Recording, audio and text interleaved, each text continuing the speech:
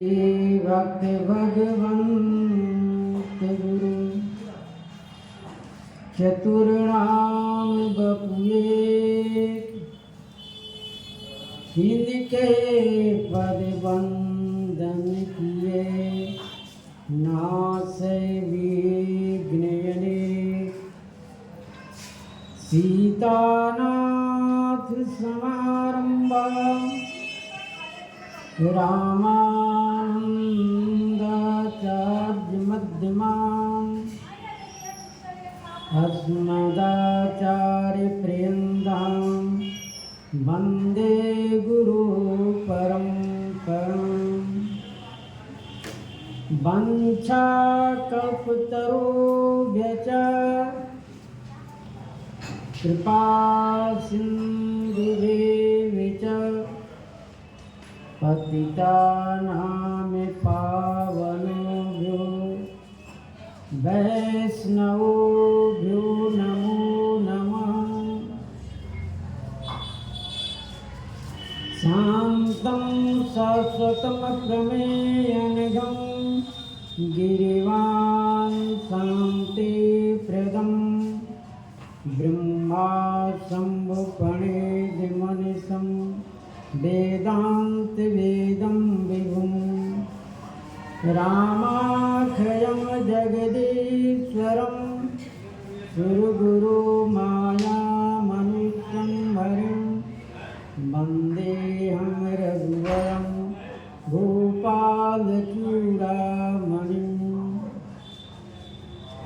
नीलाम्बुजश्यामलकोमलाङ्गं सीता समारोपितवामिवागं पाणो महासायकचारुचापं नमामि रामं रघुवंशनाथं मनोजवं मारुतुल्यवेगं जितेन्द्रियं बुद्धिमतां वरिष्ठं वातात्मजं वानरयूथमुख्यं श्रीरामदूतं शरणं प्रपद्ये। श्रीगुरुचरण सरोज रज निज मन मुकुर सुधारि वरणो रघुवर विमल जैसे जो दायकि फल चार सिया वर रामचंद्र की जय। श्री राम जय जय राम। श्री राम जय जय राम। श्री राम जय जय राम। श्री राम जय जय राम। श्री राम जय जय राम। श्री राम जय जय राम।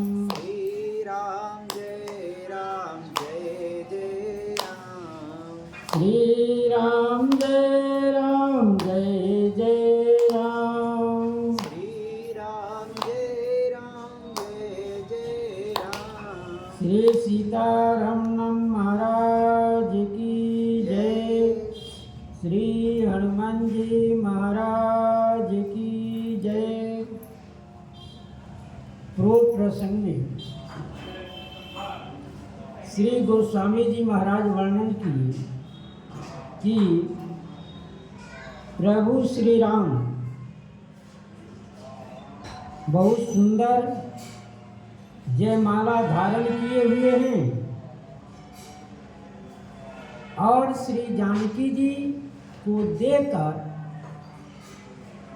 अन्य राजाओं को उनके प्रति प्राप्त करने की इच्छा हुई।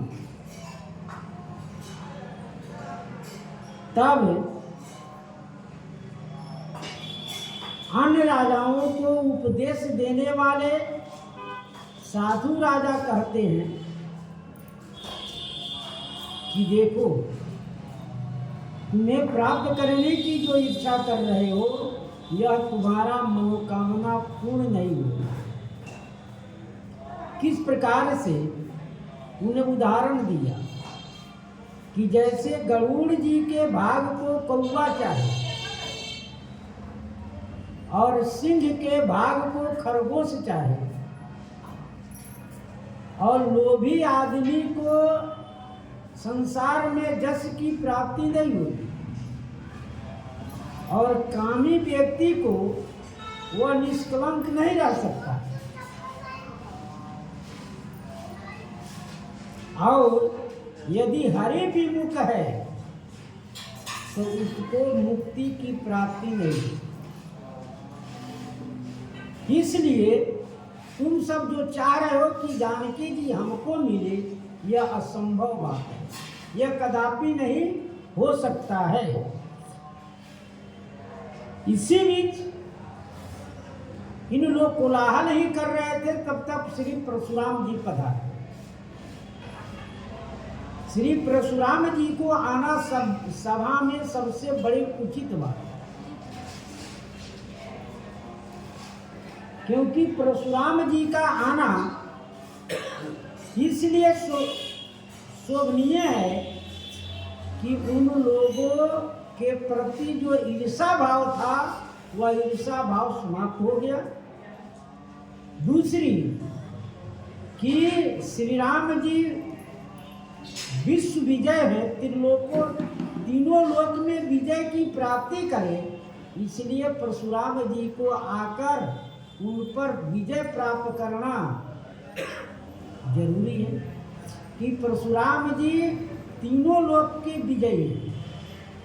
इसलिए परशुराम जी आए, और जब आए तो उनका स्वरूप कैसा है?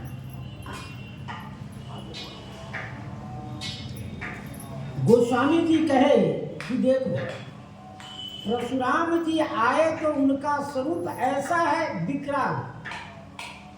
एक तो उनका भेष है संत का, और दूसरे भयंकर। श्री परशुराम जी के सुंदर गौर शरीर है, ललाट विशाल है, उस पर त्रिपुंड धारण किए हुए हैं, शीश पर जटा है, और बदन मुख जो है चंद्रमा के समान सुशोभित हो रहा है।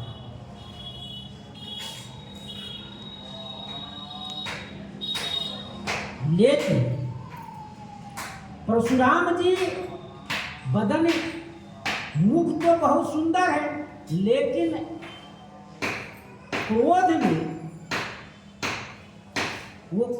में उनका लाल चेहरा लाल हो गया है। क्यों क्रोध हुआ उनको? क्रोध का कारण क्या है? अभी साधु राजाओं ने कहा क्रोधी व्यक्ति कभी सुख का अनुभव नहीं करता। क्रोध हर व्यक्ति को होता है, यह नहीं कि क्रोध किसी को नहीं होता, क्रोध सब व्यक्ति को होता है, लेकिन किसी कारणवश कोई कुछ गलती किया उस पर क्रोध हो गया। लेकिन जो बिना कारण के क्रोध करता है वह सबसे विरोधी हो जाए, सबका विरोधी हो जाए। जो आदमी ऐसा है बिना कारण के सब पर क्रोध करता है, कारण बस सब क्रोध करते हैं। क्रोध होना भी जरूरी है, क्योंकि क्रोध नहीं होगा तो संसार में अच्छे काम नहीं करेंगे, लोग भयभीत नहीं होगा। देखो गलती करेंगे तो क्रोधित करेंगे। बच्चे जो है, जब माता पिता जब क्रोध हो जाता है, क्रोध करता है, तो बच्चे डर जाते हैं कि देखो गलती करेंगे तो मारेगा, बहुत नाराज होगा। इसलिए उसको क्रोध करना समाज के लिए जरूरी है। सीधापन, जैसे देखिए शंकर जी कामदेव को भस्म कर दिए। कामदेव से शंकर जी की समाधि टूटी, कामदेव को भस्म कर दिए क्रोध करके कि हम समाधि में बैठे थे तो हमको जगाया क्यों भाई? तुम्हारे जगाने का क्या कारण? हमको कुछ कर रहे तो जगाया क्यों? इस पर क्रोध करके शंकर जी ने उसको जला दिए, भस्म हो गया। वही उसकी पत्नी जाकर प्रार्थना की, शंकर जी प्रसन्न हो कि वरदान मांगो, क्या मांगती हो। इस प्रकार यदि क्रोध नहीं करते तो हमेशा किसी न किसी को उपद्रव करते रहते। इसलिए समाज में क्रोध करना भी जरूरी है। कोई समाज में अनुचित कर रहा है, उदंडता कर रहा है, उदंडता करने पर यदि उस पर क्रोध नहीं किया जाए, उसको भय दर्शन नहीं दिया जाए, तो वह मानेगा नहीं, फिर और बढ़ता जाएगा। लोग कहते हैं सीधापन से काम नहीं चलता है, कि सीधे से अंगुली घी में लगाओ तो नहीं निकलेगा। अंगुली सीधे घी से नहीं निकलता, उसको टेढ़ा करना पड़ता है। इसलिए समाज को समन्वय रखने के लिए, समाज में अपराधी न बने, अपराध न हो, उसके लिए शासन जरूरी है।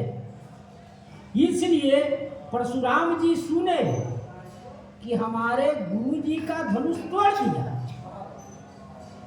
उनको आवाज कहाँ पड़ा, महेंद्राचल पर्वत को तप कर रहे थे, वहां तक इनको आवाज गया, क्योंकि आवाज तीनों लोक में फैल गया। भरे भुवन घोर कठोर, भरे भुवन घोर कठोर रवि तजी मार्ग चले। इतना तेज आवाज हुआ कि सब लोग इधर से उधर घूमने लगे। सब लोग आकाश में एक दूसरे विमान को, तब एक दूसरे का विमान आपस में टकरा गए। इतना घोर आवाज हुआ, इतना भयंकर आवाज हुआ। तो श्री परशुराम जी का मुख जो है चंद्रमा के समान सुंदर है, लेकिन कह रहे हैं ऋषबस कचुक अरुण होई आवा, क्रोध के कारण कुछ चेहरा लाल हो जाता। स्वाभाविक है, व्यक्ति जब क्रोधित होगा तो नेत्र लाल हो जाएगा, नेत्र लाल हो जाएगा और आंख नाक भौं सब चढ़ा रहेगा।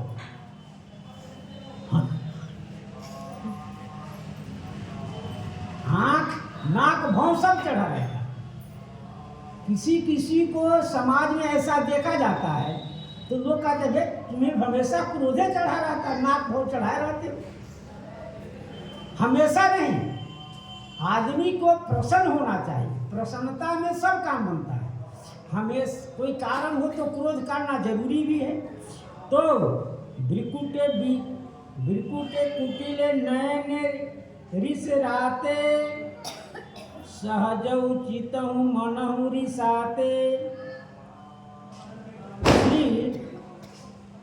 परशुराम जी का कंधा कैसा है, बैल के समान मोटा और लंबा है। जैसे बैल के कंधे मोटे होते हैं और मजबूत होता है, ठीक उसी प्रकार से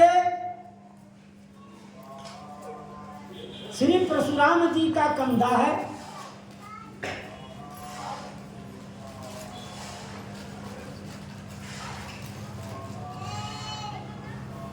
और सुंदर कमर में बलकल धारण किए हुए हैं, सुंदर बलकल धारण किए हुए हैं। तूण दुई बांधे और दोनों तरफ दो तरकस बांधे, दोनों तरफ परशुराम जी तरकस बांधे हुए।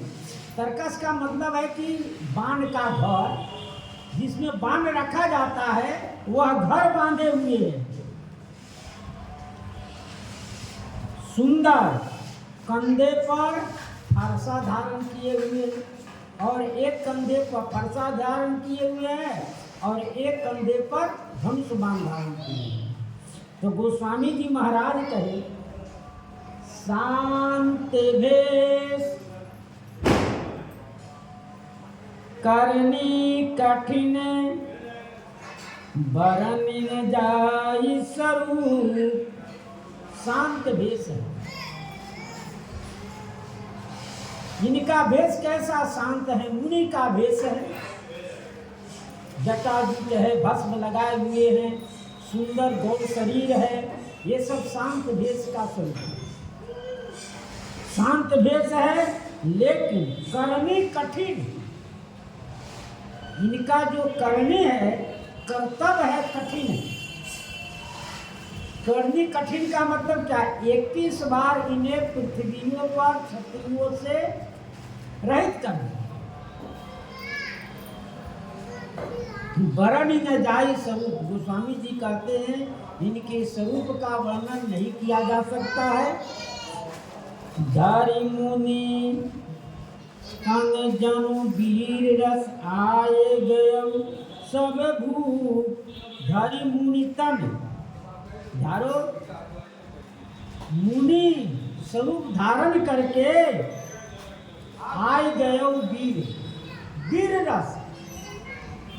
मुनि शरीर धारण किए हुए और वीर स्वरूप में जहां सब राजा हैं वहीं आप आ गए। धनुष बाण धारण करना, फरसा धारण करना, ये वीरों का काम है।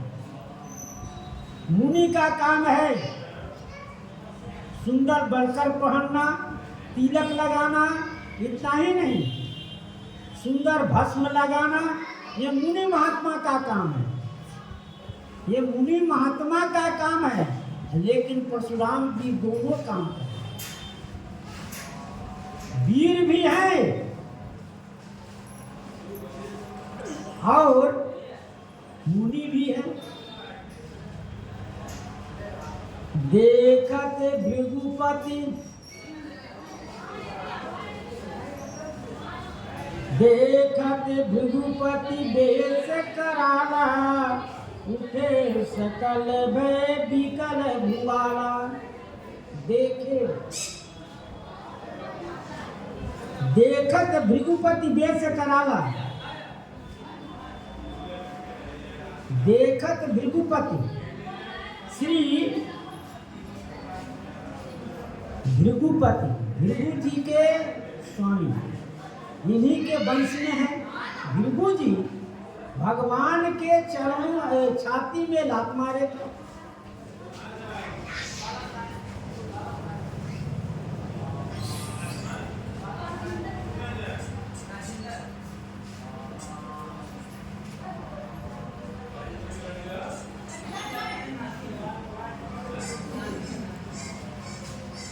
वेश कराला, भयंकर वेश है।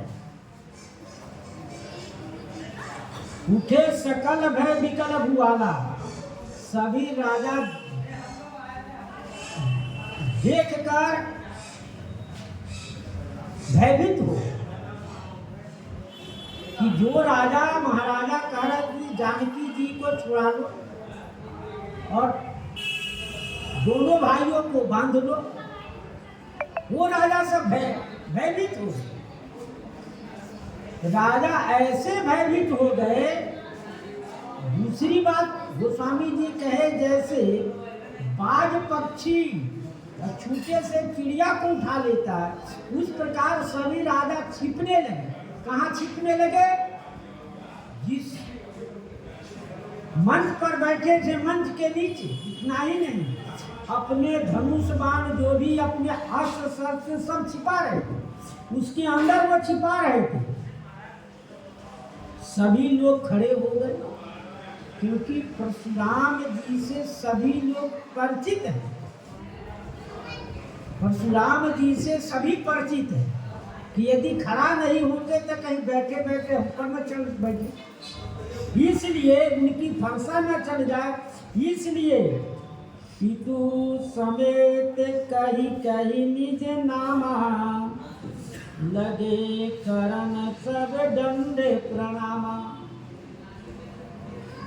सब लोग अपने अपने पिता के नाम लेकर कि मैं अमुक राजा महाराजा का पुत्र हूँ, आपको प्रणाम करता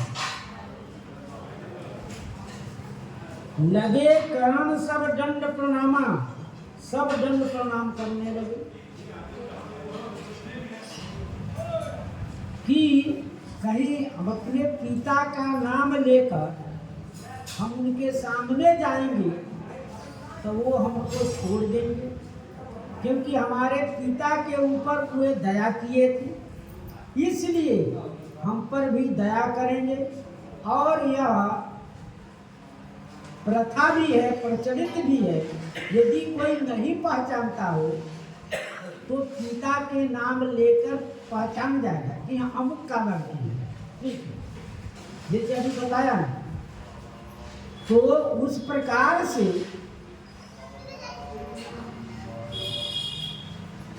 इस बात को राम जी भी श्री सती जी के सामने, श्री सती जी जब परीक्षा लेने गए कि ये ईश्वर है कि मनुष्य है, उस समय श्री राम जी भी अपना पिता के नाम लेकर कि राम, मैं राम लक्ष्मण आपको प्रणाम करता हूं। तो इसलिए यह प्रथा भी है। और महाराष्ट्र में और दक्षिण में पिता के समेत लड़के के नाम लिखा जाता है, इसलिए सब लोग दंड प्रणाम करने लगे। एक राजा नहीं है, अनेकों राजा हैं, अनेकों राजा है। कोई प्रणाम करके आया तो दूसरा गया, इस प्रकार के सभी लोग प्रणाम कर रहे हैं।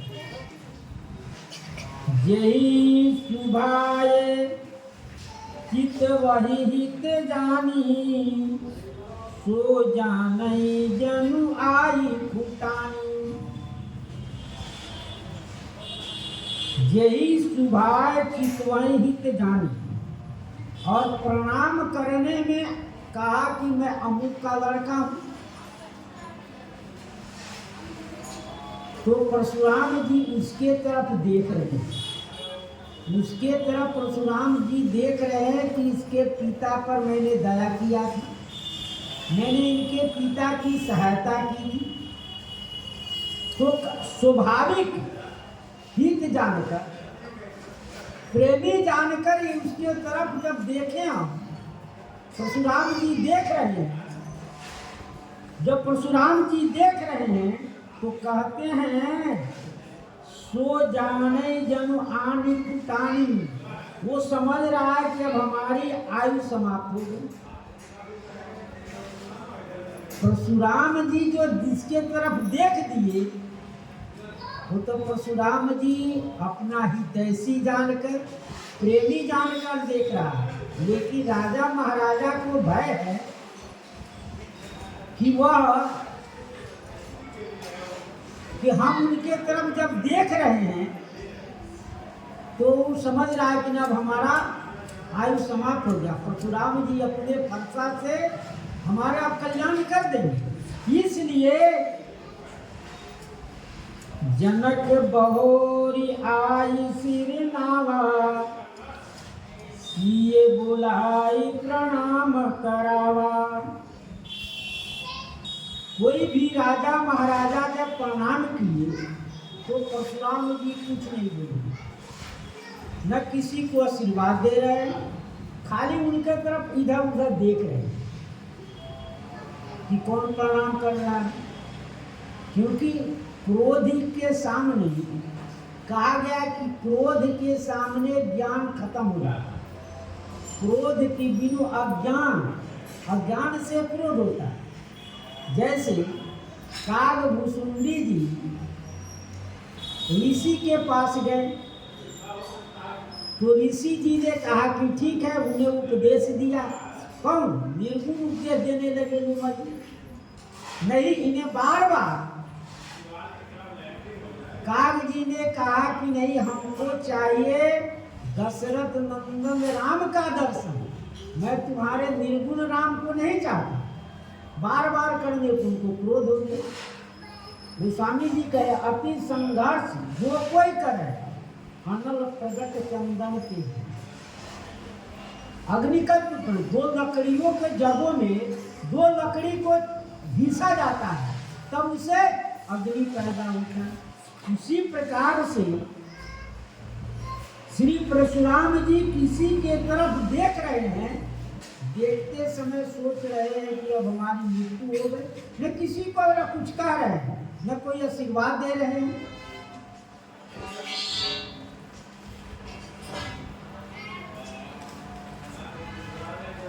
जनक बहोर आई सिर नावा, सिए बोलाई प्रणाम करावा।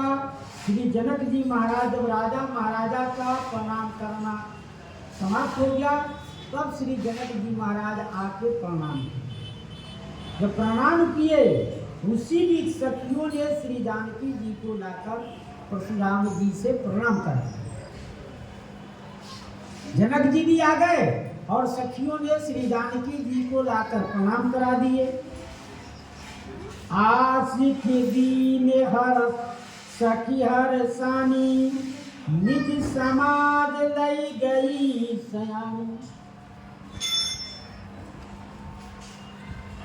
आशिक दीन हर सखी हर सानी,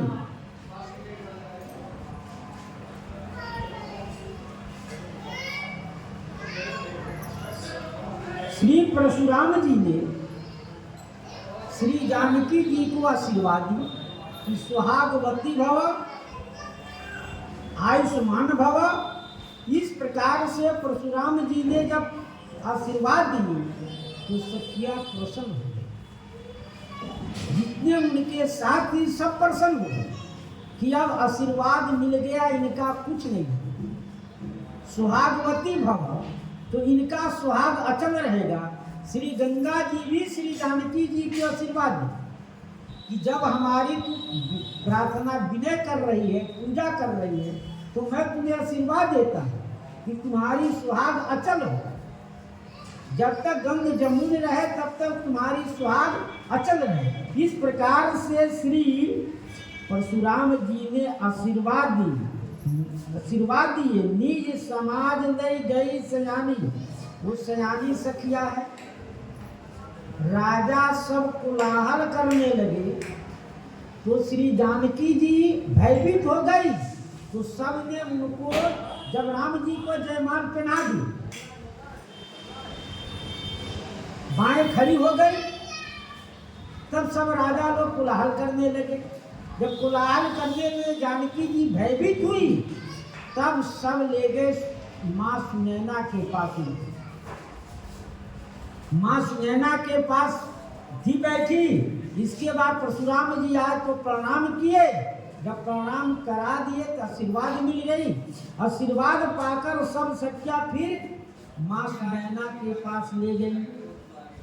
विश्वामित्र मिले पुनियाई, पद सरोज मेले दो भाई।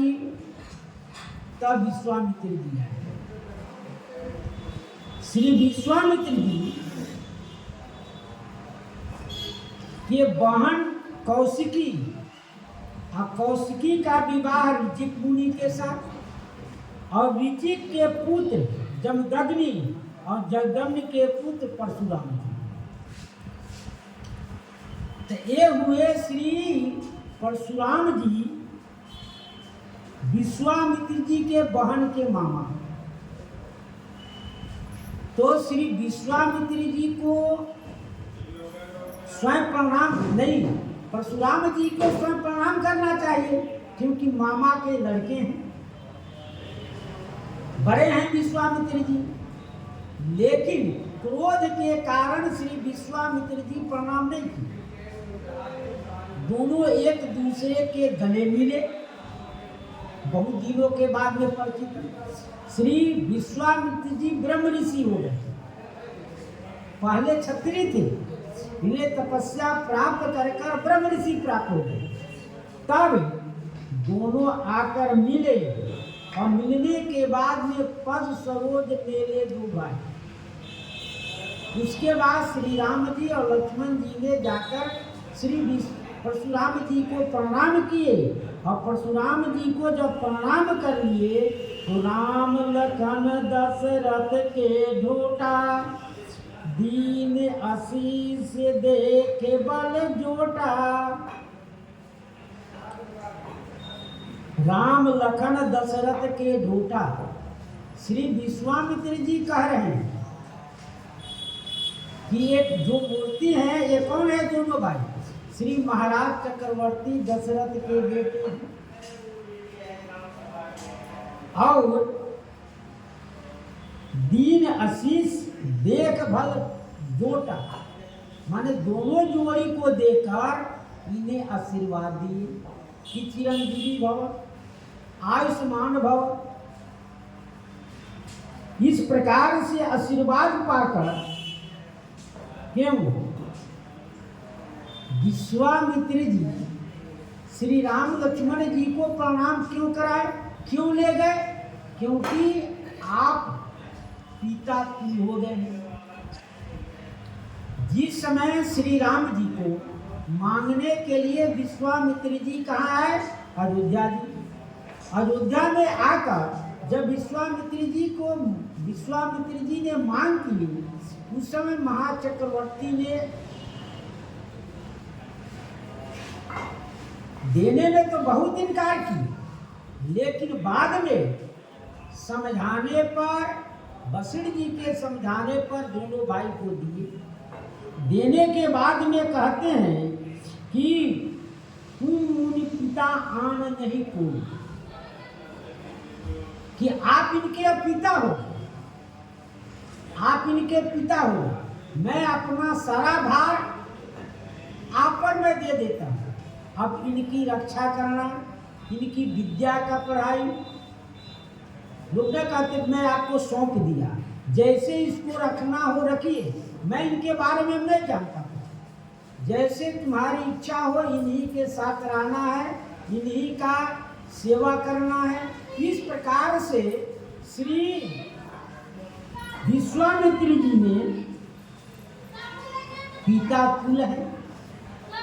जब पिता तुल्य है तो उनको जाके प्रणाम कराए, और प्रणाम करने के बाद में राम ही चितई रहे थकी लोचन, रूप अपार मद मद मोचन। राम चितई रहे थकी लोचन, राम जी को देखते ही ऐसे थकित हो गए, लोचन ऐसे थक गए कि हमको सब कुछ प्राप्त हो। यह बात श्री जनक जी भी कहते कि जो मैं इनका ध्यान करता रहा, जो हमारा मन अंतर्मुखी रहा, वह बाहर कैसे आ गया? कि इनके देखते ही हमारा सब कुछ भूल गया। इनको देखते बनता ही रहता है। रूप अपार माद मन मोचन, रूप इनके कैसे हैं? अपार हैं। उनके रूप का कोई सौंदर्यता का वर्णन नहीं है। मार मद मोचन, काम देव के मद को मोचन करने वाला, नष्ट करने वाला। कामदेव कहता है कि संसार में सबसे सुंदर मैं हूं, लेकिन भगवान की कहते हैं कि नहीं, सबसे सुंदर राम जी हैं। क्योंकि गीतावली में गोस्वामी जी कहे, गीतावली में गोस्वामी जी कहे कि कितने सुंदर हैं, इनकी सुंदरता का वर्णन गोस्वामी जी महाराज ने किए कि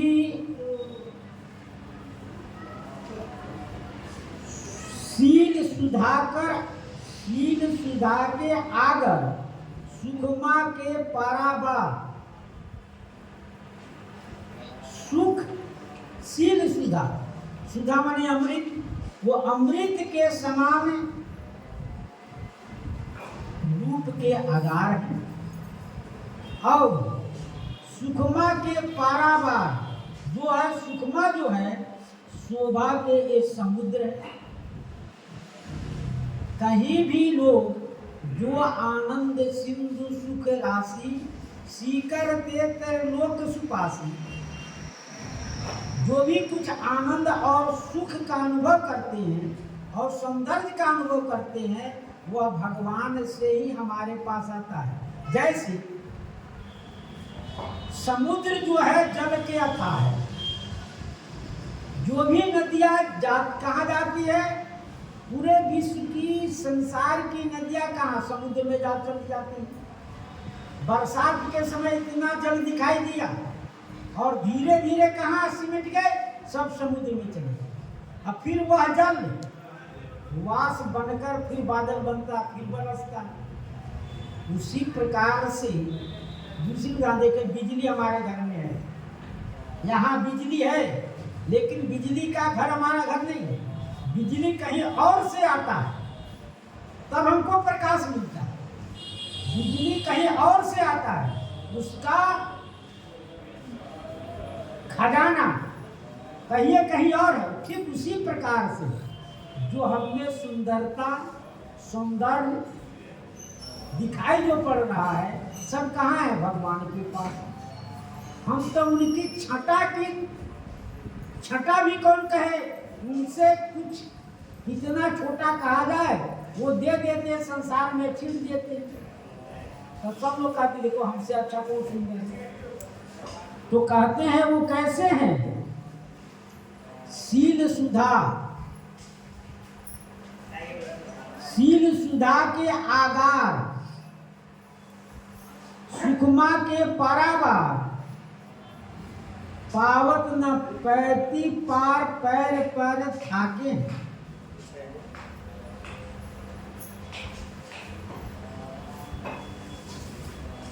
कहते हैं वो इतने हैं, जनक जी उनके तैर तैर कर हार गए, फिर भी उनका पार नहीं पाया। इस प्रकार से इनकी शोभा है।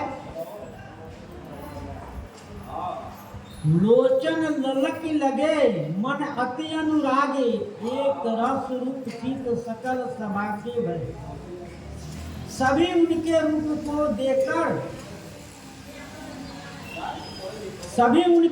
को देखकर ललायत रहने लगे। बहुर बिलो के विदेशन कहूँ का अति भीर, पूछत जाने अजान जिनी व्यापे उपोप शरीर। जब यह प्रकरण समाप्त हुआ, सब श्री देखे परशुराम जी की इतनी भीड़ कैसे, इतना भीड़ यहाँ कैसे इकट्ठा हुआ। बहुर बिलो के विदेशन, विदेह राशि से पूछने लगे कहीं इतना भीड़ क्यों है, इतना लोग क्यों कारण आया यहाँ। पूछत जान अजान जिनी व्यापे को पसरी,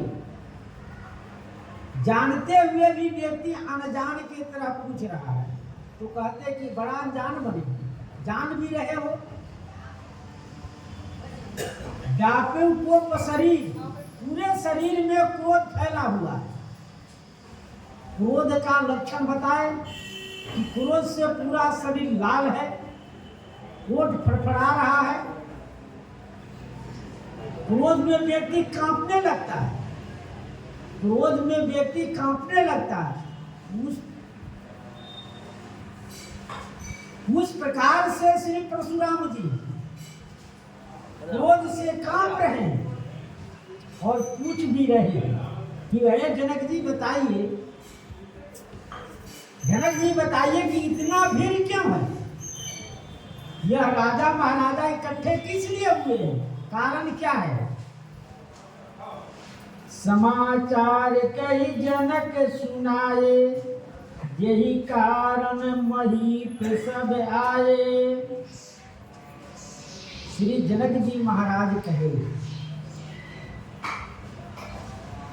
जो शिव धनुष था ना, जिसको शिव जी ने हमारे दादा परदादा देवदत्त को दिए थे। एक दिन हमारी कन्या श्री जानकी जी वहां गई और जाकर स्वयं बाएं हाथ से उठाकर उसके अगल बगल जितने घास थे सबको साफ की और सुंदर चौका लगा दी। चौका लगा दी तो हमारे मन में आया कि इसको जो तोड़ेगा उसके साथ इसका विवाह होगा। जो व्यक्ति तोड़ेगा, इसीलिए सब राजा महाराजा सुन कर आए कि चलो कहीं हमारा नंबर न लग जाए तोड़ने में, हम श्री जानकी जी के साथ विवाह करेंगे। सब राजा महाराजा सुन कर आए। ये नहीं जनक जी कहे कि मैंने प्रण किया, ये कहते जनक जी कि मैंने प्रण प्रतिज्ञा किया है कि जो धनुष का तोड़ेगा उसके साथ विवाह करेंगे। ये जनक जी कहते तो स्वयं फंस जाते, सब इधर उधर नहीं देखते, फिर जनक जी पर बरस जाते। परशुराम जी श्री जनक जी पर बरस जाते कि तूने ऐसा प्रण क्यों किया? हमारे गुरु जी के धनुष को प्रण करने वाला तुम कौन होता है? इसलिए जनक जी छिपा दी कि मैंने प्रण नहीं किया, ये तो सुन कर आए हैं। दो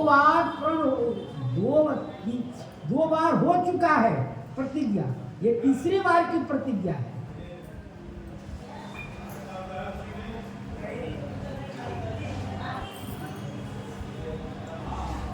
यही कारण महीप सब आए,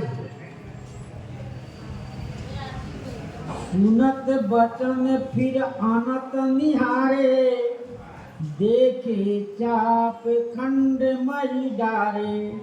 सुनत बचन, श्री जनक महाराज, श्री जनक जी महाराज की वचन सुनते, अनत निहारे, दूसरी तरफ देखे, जिधर धनुष उधर देखे, देखे चाप खंड मही डारे। और क्या देखे कि धनुष जो है खंड कर तोड़ कर कहाँ रखे हैं? पृथ्वी पर रखा, खंड मही डारे, पृथ्वी पर रखा हुआ। श्री परशुराम जी देखे, अतिरी से बोले वचन कठोरा, कौजड़ जनक धनुष के तोड़ा। अतिरी अत्यंत श्री जनक जी क्रोधित हो गए।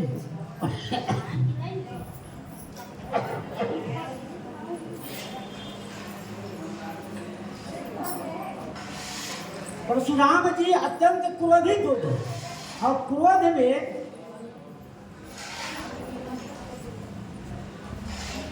अतिरिक्त बोले वचन कठोरा, कौजड़ जनक धनुष के तोड़ा।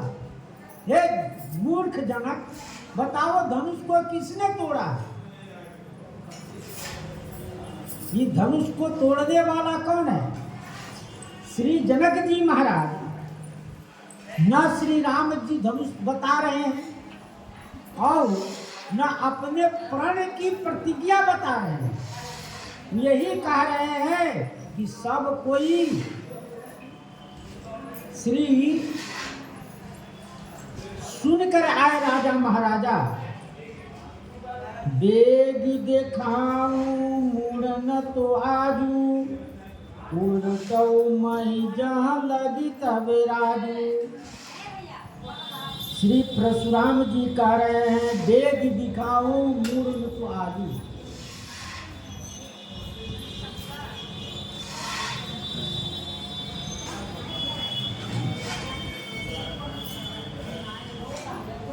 बेग दिखाऊं मूर्ण तो आज ये मूर्ण, जल्दी बताओ न तो आज क्या करेंगे? उल्टो जहाँ लगी तब राजू।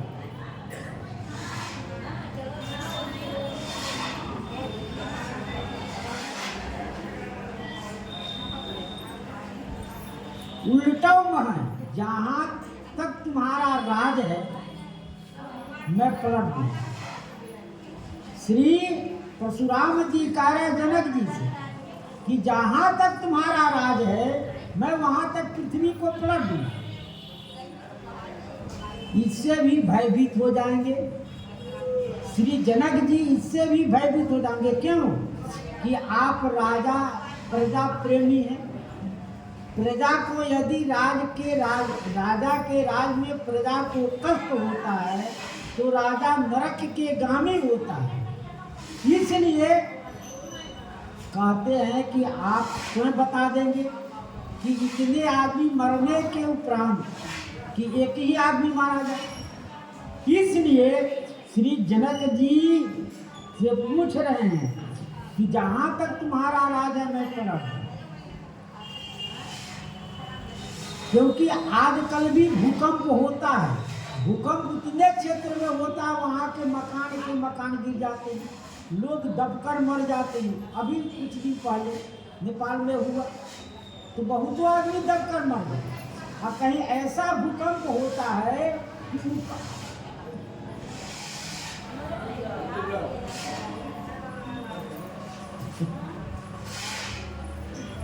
ऐसा भूकंप होता है कि पृथ्वी का पता ही नहीं चलता, धरती का, और ऊपर जल ही जल हो जाता है। ऐसा भी भूकंप होता है। तो वही श्री परशुराम जी कह रहे हैं जहां तक तुम्हारा राज है मैं उसको पलट दूंगा कि सारी जनता तुम्हारी मर जाएगी। इसलिए अति डर उतर देत निप नाही, कुटिल भूप हर से मन माई। महाराज श्री जनक जी अत्यंत डरे हुए, कुछ भी उत्तर नहीं दे रहे हैं, कुछ भी उत्तर नहीं दे रहे हैं।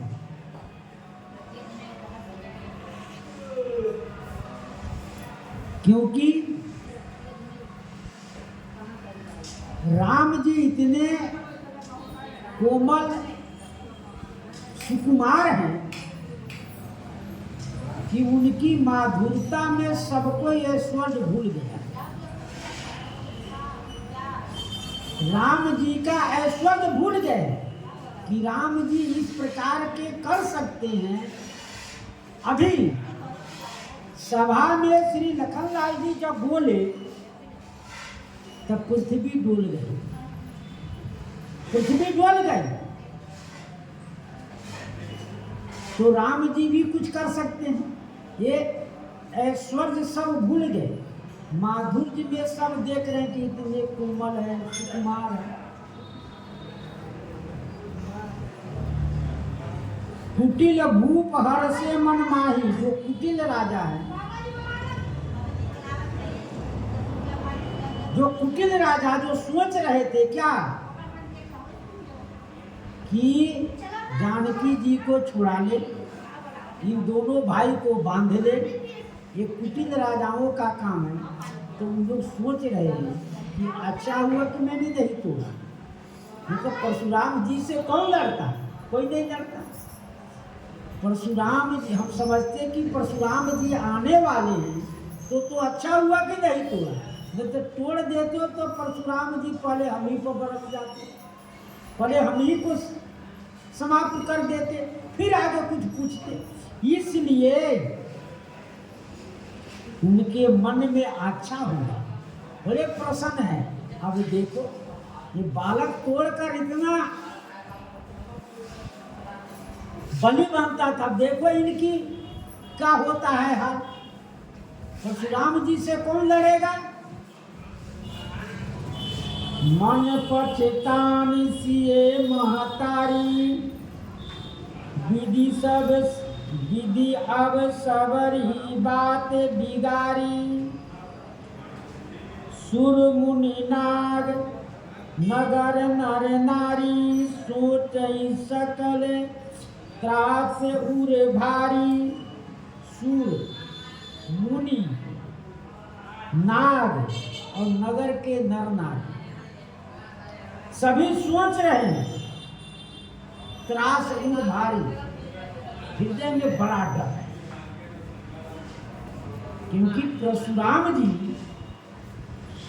इतने भय परशुराम जी आगे कहेंगे, गर्भन के अर्भक दलक, परशुराम जी के कौन सी फरसा की टंकार सुनकर छतरानियों के गर्भपात हो जाता है। गर्भन के अर्भक दलक, वो अपने आप भय से, जैसे हनुमान जी ने लंका में गर्जना की तो निशाचरियों के गर्भपात हो जाता है। हनुमान जी ऐसा बना दिए कि इसीलिए राक्षस पैदा नहीं होते। जब ही गर्भवती होती, जब भी हनुमान जी की गर्जना का ध्यान आ जाता, ये वो बंदर आया था ऐसा क्या लगता है, जब वो गर्भपात हो जाता। इसलिए परशुराम जी के फरसा के टंकार सुनकर छतरानियों की गर्भपात हो जाती है। वह परशुराम जी आज देवता, मुनि, नर नारी, पताल की, देवता कौन स्वर्ग के, मुनि कौन पृथ्वी के, और नाग पताल के, तीनों लोक के सब लोग भयभीत हो, क्योंकि राम जी के ऐश्वर्य, जिस समय राम जी रावण के साथ युद्ध कर रहे थे, उस समय सब देवता, जब रावण अनेक रूप बनाया तो सब देवता यही विचार करने लगे कि नहीं, एक ही रावण सब युद्ध जीत देगा। जब राम जी ने माया से सारे रावण को काट दिए, जब एक रावण जीता तो देवता जय जयकार करने लगे, देवता पर रावण चढ़ाई कर दिया, देवता पर चढ़ाई कर दिया, तो सब देवता विचार करके भाग गए। जो राम जी के प्रभाव जानते थे वो देवता आकाश में स्थिर होकर देखने लगे युद्ध। तो जो राम जी के प्रभाव को जानते थे वो तो प्रसन्न थे, जैसे देवता में कुछ ऐसे देवता डरपोक थे। इन लोगों ने आशीर्वाद दिया था, राम जी के इन लोगों ने आशीर्वाद दिया, और आज लोग भयभीत हो रहे हैं।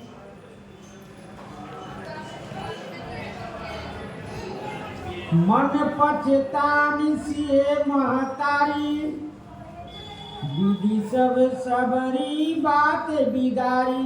मन पछतानी सिए महतारी, श्री सीता जी की मैया श्री सुनैना जी मन ही मन पछता रही है कि ब्रह्मा जी ने सब बात बिगाड़ दिया। बात बन गया था, बात बन गया क्या, धनुष टूट गया, जयमाल हो गया, अब लौकिक रीति से विवाह बाकी है। बस लौकिक रीति से सिंदूर दान बाकी है। सिंदूर दान हुआ, विवाह हो निश्चित हो गया। ये सब बात ब्रह्मा जी ने अब बिगाड़ दिया। परशुराम जी आ गए, परशुराम जी से अब कौन युद्ध करेगा, कोई नहीं युद्ध करेगा। इसलिए सब ब्रह्मा जी बने बनाए खेल बिगाड़ दिए। कोई लोग यही कहते हैं कि बताओ हम इतना परिश्रम किए, भगवान हमारा सब बिगाड़ दिया, नष्ट कर दिया। बने बनाए काम बिगड़ जाता है।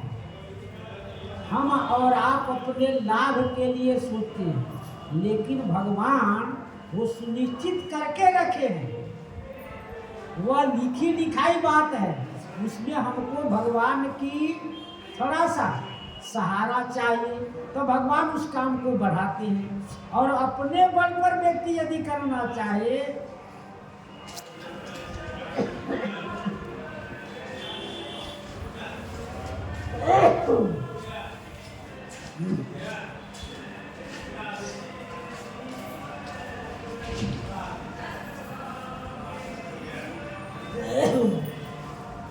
व्यक्ति यदि अपने बल पर करना चाहे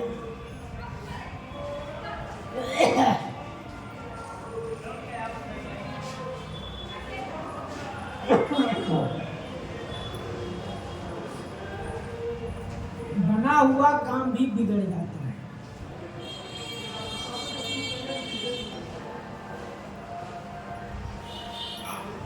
इसलिए मां सुनैना सोच रही है कि सारा काम हो गया था, अब श्री परशुराम जी आकर खेल खराब कर दिए। भृगुपति कर स्वभाव सुन सीता, और के कलप समय बीता। जिस प्रकार से श्री मैना जी जब विवाह की बारात गया आंगन में, भूत प्रेत बैताल शंकर जी भस्म लगाए, जटा बनाए, सब ढके हुए, तो मैना जी सोचने लगे, बताओ कि नारद कैसा है, ऐसे वर के लिए हमारे कन्या से तपस्या करवा दिया। जो बावले हैं सब कहाँ, सब लोग अच्छे सवारी पर चढ़कर विवाह करने जाते हैं, तो ये बैल पर चढ़ कर गया, अब अभी उल्टे बैठा। सब लोग मुंह के तरह बैठ जाते थे, पूछ के तरह मुंह के याद रहा। ऐसे बौरे वर के लिए नारद जी ने हमारी कन्या को तपस्या कराया, इसी वर के लिए मैं विवाह नहीं करने कराऊंगा।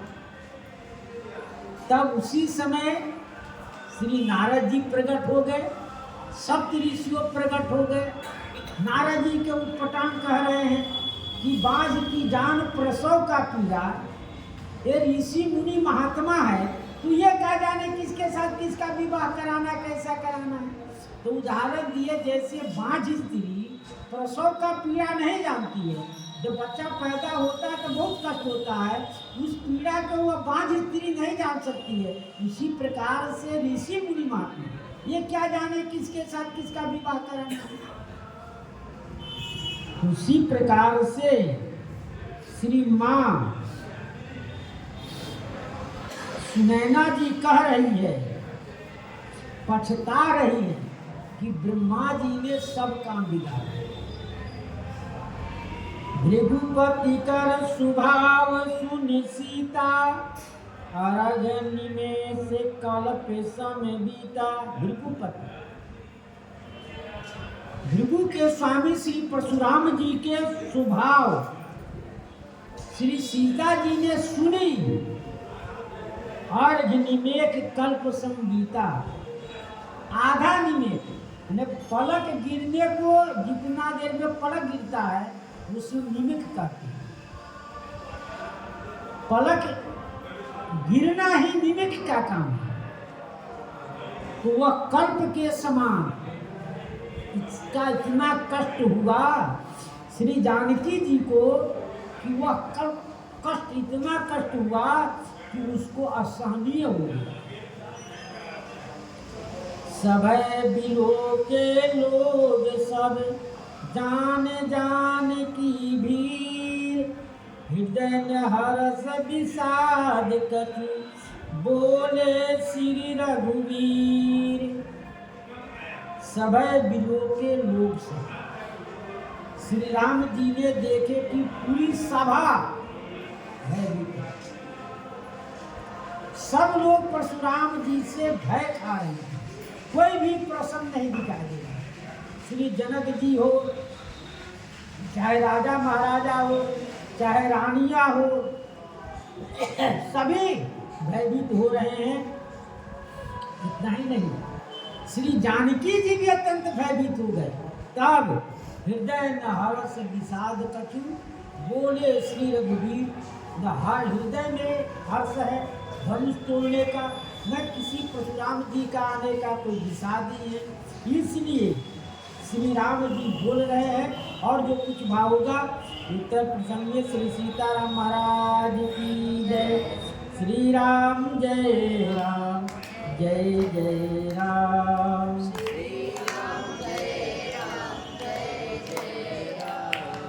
श्री राम जय राम जय जय राम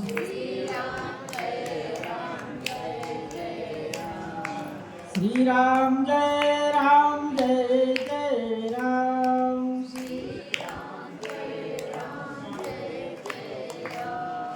श्री राम जय राम जय जय राम श्री सीताराम नाम महाराज की जय श्री हनुमान जी महाराज की जय सब संतन की जय श्री सद्गुरुदेव भगवान की जय जय जय सीताराम।